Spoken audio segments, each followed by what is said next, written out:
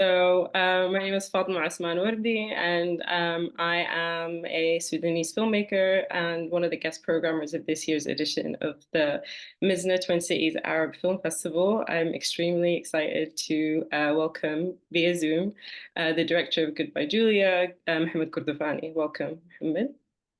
Thank you, Fatima. Very happy to be here talking to you and to the audience. Thank you, everyone, for coming to watch Goodbye, Julie. And so last time we spoke, you mentioned that you're sort of still busy traveling, and obviously with the ongoing conflict, unable to return home. So tell us a little bit about where you're calling from today. Right now, I'm in Nairobi.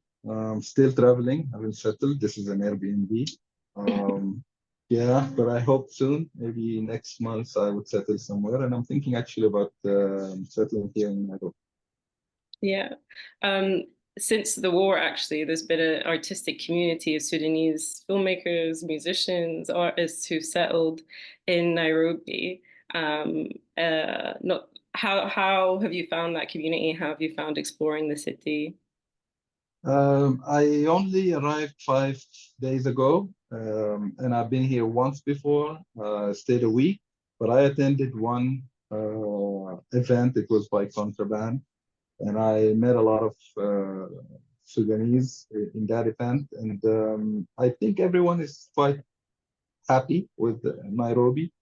The weather is great, and there's like services and facilities, and people get together very often. So I think it's a good place for refugees, if there is a good place for refugees. Yeah, of course. So huge congratulations on the continued success of the film. It's been more than a year since it premiered at Cannes. You've traveled to all corners of the world, I think, now with Goodbye Julia. I was wondering if you could tell us about where your favorite screening so far has been of the film. Oh, there are so many. Yeah. I think I have to mention Juba screening being one of my top 5 screenings. It was amazing. It wasn't very high tech. It was just an event hall rented for that event with a presentation projector and 2 speakers. But the turnout was amazing. It was a full house. There were people outside who couldn't get in, and we did it twice in 2 days in a row. And the reception was unbelievable. And because I couldn't screen in Khartoum, to me, the home screening was Juba screening. Of course, Cannes Film Festival was also amazing, although overwhelming. I didn't understand much of it. I was very overwhelmed, but it was really nice. But I think we had a few milestones for the film that I consider really big. It's Cannes is one of them, and then Lupita Nyong'o hopping on board. The film was also unbelievable. And then recently, a couple of months ago, we won the Jean Renoir Award. It is awarded by the French Ministry of Education, and this award includes the film in the syllabus, in the curriculum of cinema studies for high school students and cinema apprentices all over France. It's about 400,000 students. They're going to study the film, so this was really a very proud moment for me. I have to say, a proud moment for all of us as Sudanese people and as Sudanese artists and filmmakers. And yeah, subhanallah, I always say, like, I never imagined in my lifetime that we would have a Sudanese feature film, not just in like the MENA region box office, but all over the world.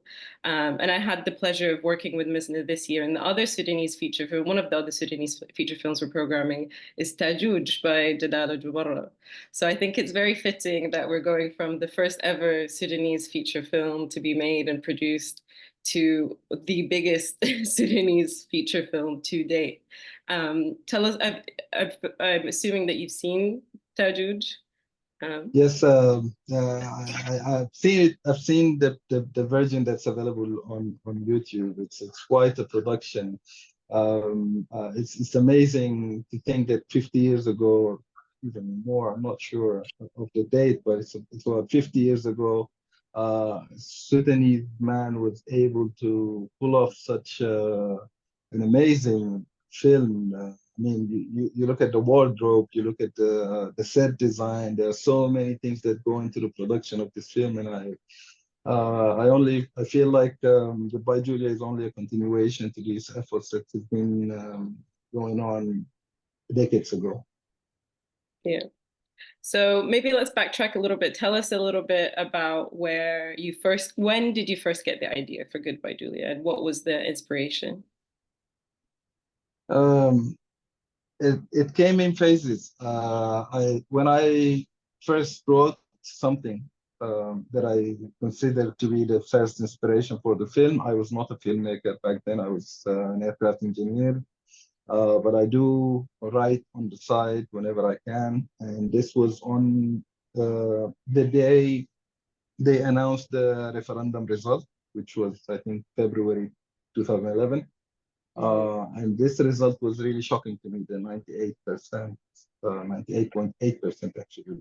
It was quite shocking for me because I remember I kept thinking this cannot be a political disagreement. This has to do with the social injustice that has been happening to our brothers from South Sudan. And I remember I wrote something that I consider myself to be part of the problem because I was so indifferent to this suffering, and I saw this racism firsthand happening in my house, in my neighbor's house, in my extended family's house, and it was something that the Sudanese people took very lightly, and they considered to be part of the culture, but they did not think about the ramification and the consequences of decades of this mistreatment. Of course, the separation of South Sudan had many reasons. A long history of slave trade, and of course, the British colonizer who deepened this segregation, and then the failure of the political parties that ruled the Sudan. Um, but I think what I try to do with the film is to address the viewer because it's so easy to put the blame somewhere else, but we have to also admit that we are part of this problem. And if we don't really change as people, this is a recurrent issue. Still, many regions in Sudan are suffering from the same thing, and we might see another secession if we cannot really reflect on what happened. And as you were developing the story and the characters, were there any kind of other filmmakers that you looked to? Are there texts? Are there writers that you drew inspiration from in terms of references? Um, I, uh, I started writing in 2018, and then I was blessed enough to have Amjad Abul Ala join the project as a producer. Back then, he was preparing to shoot his film "You Will Die at 20." And we're friends, really, so it wasn't a difficult decision to collaborate on this. But the collaboration was not only producer director collaboration; it was very creative. And of course, then I had someone join me when I started writing the dialogues. This is Khalid Al Walid, and he joined me when I was writing draft 7 of the screenplay, and he really pushed that screenplay to become better. And aside of this, I've also done a lot of workshops and development tracks. I've done one in the States in Los Angeles. It's a global media makers by Film Independent.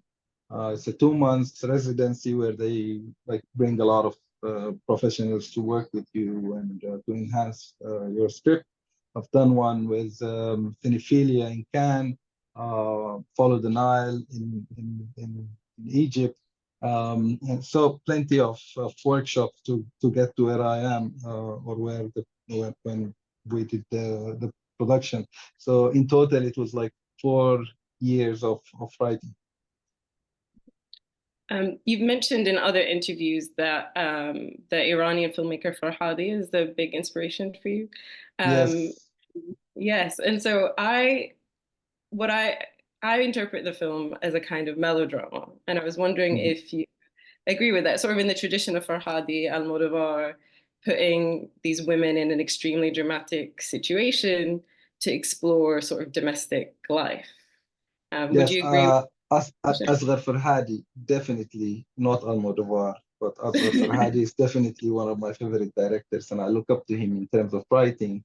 And you can see a lot of similarities in the way I write and in the way Asghar Farhadi writes, because I was fascinated by what Asghar Farhadi does to his characters. All his characters are in the gray area. He always writes about good versus good, where there's really a predicament, and people just fighting for what they believe is right, what they believe is good for them, and for the other party. So he never has a black or white character. He's never had a fully good or a fully bad character. So that's what I look up for. I also enjoy Noah Baumbach's films. I love Marriage Story. I actually love all the dialogues in his film. He has a way where he makes these dialogue sounds so natural and so flowing. Yeah. Speaking of naturalism, I saw a clip with the lead actress for Julia. Julia is my favorite character, by the way, and I think a lot of people feel that way too. But I think, forgive me, how do you pronounce her name? Is it Sirak Rian? Siran Reyak. Rian Riak. And she was talking about when she was getting into character for Julia. Obviously, she's Yes. a beautiful, gorgeous model, and so you sent her on an assignment where she had to sort of immerse herself amongst like Khartoum life. She had to go to the souk, and that was like one of the ways that you got into the naturalism of the character. I wonder if you can tell us some more ways that you kind of access that naturalism for your performers. Yes. I first saw Siran in an interview. She was being interviewed for being Miss South Sudan 2014, and for also being the supermodel that she is. She's doing really well for herself. And I quickly felt like she embodies exactly what I'm looking for Julia. First of all, she speaks fluent Khartoumi accent, and that's something that's really not very easy to find nowadays, because for this targeted age that I need, because most of them have already gone to the south long time ago, so you wouldn't find someone who speaks Sudani language. And of course, she's very beautiful. Everybody must have noticed that. But there is something about the pride that she has when she talks and when she carries herself. I wanted Julia to have that pride. The only problem, well, it's not really a problem, but the only concern I had was um, uh, the way she sits, the way she walks is so like a model. Elegant. And I wanted to bring that down a little bit, and the way she talks, and I wanted to immerse her in the life of the character. So what I did is I sent her to Haj Yusuf, in Khartoum, and she stayed there with Louise, who played Danielle in the film, the young Danielle, and that was for two reasons. First, to immerse herself in the life of South Sudanese in Khartoum, because she has been in Dubai for over 10 years, so she kind of lost that connection. And the second reason was to create a bond between her and Danielle because he's only 5 years old. So it would have been difficult to bring them to set and expect them to have that energy together. But she, of course, she didn't like it at first. She wanted to go back to Dubai, but I was like, no, you signed the contract, you cannot leave. And I was just bluffing, but she soldiered through and she started to enjoy it. And I actually also I did something horrible, but she enjoys her outfits very much. So every time she would come to the rehearsals, she would wear like very fashionable clothing, you know. And I disallowed that. On the second rehearsal, I said, you cannot come to rehearsals like that anymore. You'll have to wear Julia's wardrobe. Luckily, we already bought everything that Julia is supposed to wear. So she started wearing Julia's clothing and going to adjust it every day for like, I think it was like 3 weeks in a row before the shoot. Yeah. Yeah. I want to talk about some of the themes in the film. I think you've discussed a lot the sort of big conflicts of the film, the northern versus southern conflicts that are going on. But I think for me, the film is about like the domestic conflicts between. It's a portrait of a marriage that falls apart, really. And I think you use these very beautiful compositions of the space of the house to kind of like set the scene and set the tone. And a detail that I really, really love about the film is within the first few minutes, you introduce us to Akram and Muna's house and the fact that it's falling apart and there's sort of like water leaking from the ceiling. And then very quickly we learn that Akram is a carpenter. So he knows how to fix things. He knows how to use tools. And what I got out of that is that this is a man who probably knows how to fix his house, but he's kind of in denial about all of the problems that are going on. So the house kind of becomes a metaphor for like this marriage that's in decay. So I was kind of curious about how you approach the visual language of the film to kind of explore the domestic life of of Muna and Akram. Okay, you mentioned so many things. Maybe I'll start at top. To me, I Sure. think the film is really about what the film is about is separation on Mhm. so many levels. The separation of the country, of course, but also the separation of man and wife, the separation of two friends, the separation of mother and child. So everything separates in the film. And to answer your question, this is translated in through visual motifs in the film. Like the film starts with an onion that separates into two, and then you Mhm. see that happening throughout the film. You see wood plies that are separating into two, and I have a lot of these visual motifs in the film. And can you remind me again? Yes. The detail which I love about the house falling Yeah, apart. I That remember. Yes. So for me, the house is not exactly a metaphor for the relationship between Akram and Muna, but rather a metaphor um, for the things that we inherit from generations before us. So for me, the house is really a representation for our traditions and customs, the word we like to use, adat taqalid, which we normally treat as something that is taboo, is something that is very hold, that we cannot really take from it what we like and leave or change what we don't like. We can repair things that are not, and part of it is really racism, I think. Racism is part of our culture in a way, part of our tradition, of our daily dialogue.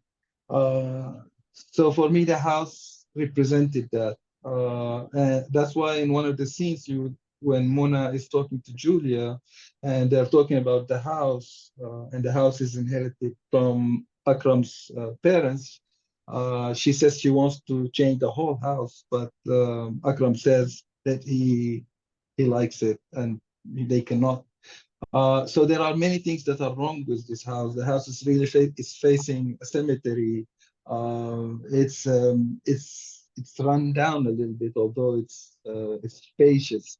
There is leak in the ceiling, but nobody's taking action about that. It's they're just living with whatever they found, you know. So that's why Akram never really repairs the house, even when his technicians, even if he can't do it, but his technicians, when they come, he asks them to tell the painter to come. So it's just painting over the patch of the water, but it's not really fixing the leak.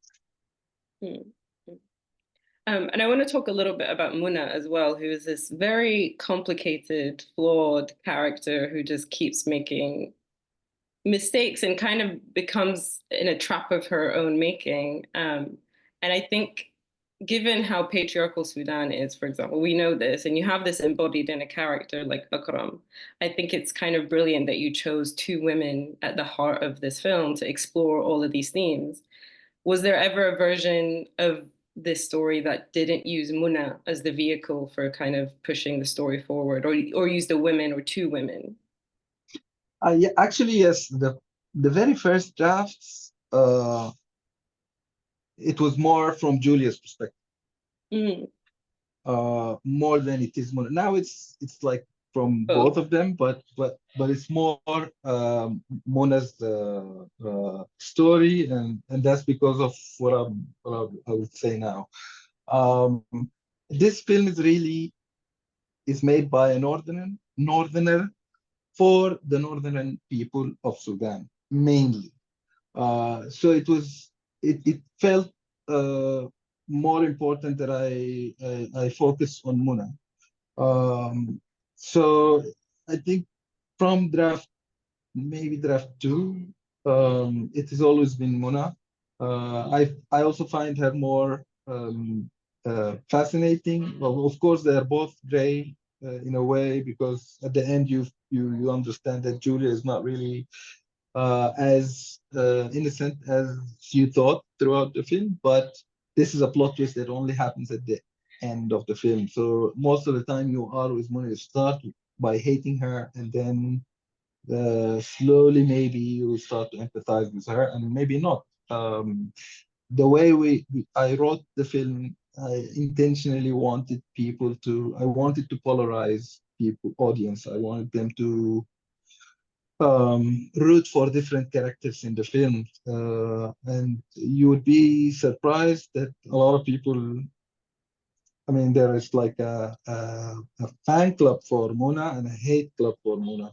Some people really think she's a horrible person. And when I screened in Juba, the way the Southerners watched the film was so different than the way people from the North watched it in Egypt or elsewhere. So this was a very good exercise for me, writing characters that can polarize audience. And you can go online and just check the comments on any of Goodbye Julia posts. You'll find that a lot of Sudanese people think that the real hero in the film is Akram. Yes, Wow. yes, yes. Yeah. I mean, I wish I could say that surprises me, but It doesn't, I know. Yeah. um, so now that the film's festival run is sort of coming to an, well, it's theatrical release is still beginning in some countries, which is very exciting. So it still has a long journey to go. But in terms of for you and what you're focusing on now, where would you like to go next with your filmmaking? Um, Hard question, but I'm writing right now. I'm not writing. I'm trying to write my second feature film. Uh, I wrote so much, but none of it stuck. I think writing is like it's like mining for gold. You can dig for weeks and find nothing. So right now I'm trying to write. I know I can't say much, but I know what my next film is going to be about, and it's going to be about another story that happens in Sudan's history. Um, uh, Most probably is going to happen around the year of 1983, but I can't say more. Mm-hmm. Mm-hmm. People who are historians of Sudan know why 1983, I I think. think so, yeah. Yes. Well, I think that might mean that we're out of time. Well, I guess I have one more question for you. But is there, I think once you make a film, it kind and you release it into the world, it kind of no longer belongs to you and people kind of interpret into it whatever they want. You don't get to control that. But I think, is there something that you wish people would see into it that they haven't kind of seen yet, or like a reception that you had expected that not in terms of like a critical reception, but a kind of like um, an intention that you brought to the film that people are kind of that you'd like to bring their attention to? Mm, I think I think I wish people uh, I mean this happens very often, but not all the time, that people get the intention of the film, which is to try to empathize with them. That's all. I mean, try to understand where they're coming from, even if you don't agree, even if you don't. I don't know, but just try. I think this is what I try to do with the film, and sometimes it works, sometimes it doesn't. But yeah, that's the intention I hope people get. Yeah. Well, thank you so much for making the time to speak with us and for joining us all the way from Nairobi. Due to the ongoing conflict and war, it's been difficult to organize travel, and that's part of the reason you weren't able to be with us here in Minneapolis. But yeah, we're so grateful for your time and so grateful to you for making such a complex and thought-provoking piece of cinema. Thank you, Fatima. Thank you, Mizna, for having the film, and thanks to the audience, of course, for watching the film and this talk. Although I don't think it is as entertaining as the film, but thank you for sitting through it. This was a pleasure. Shukran.